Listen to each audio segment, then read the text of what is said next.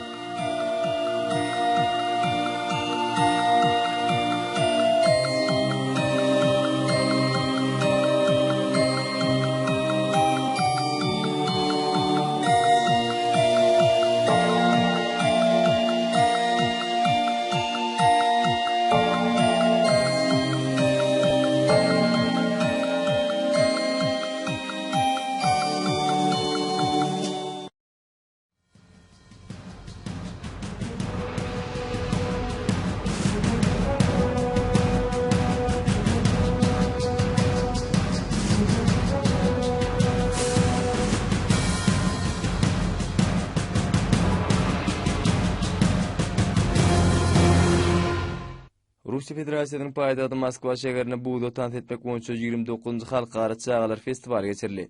Budo figuralarını tanıt etmek boýunça ýaşy tekinleri çykarmagy gönükdiren bu beýteşige biziň ýurdumyzdan hem Türkmenistan sport barda döwlet komitetiniň sport mektebiniň ýetkinjekler topor gatnaşdy. 30 ýaş toporun gatnaşmagyna geçirilen 29-njy Halkara festivalina toporlar öz arlaryna beýteşdiler. Onda biziň ýaş illeşlerimiz bu geçirilen Halkara festivalina tomoşçular tarapyndan şoğun el çarpmak bilen garşylandy. Bu emin agdalarynyň iň ýokary bahalaryna munasip bolýar. Bu gedek ýurdumyz adyndan çykyş eden ýetkinjek türgünlerimizde Tanrıň çeperçilik aýratyny gatly kubuk hemde hormat hatlary dabarly ýagdaýda osurly.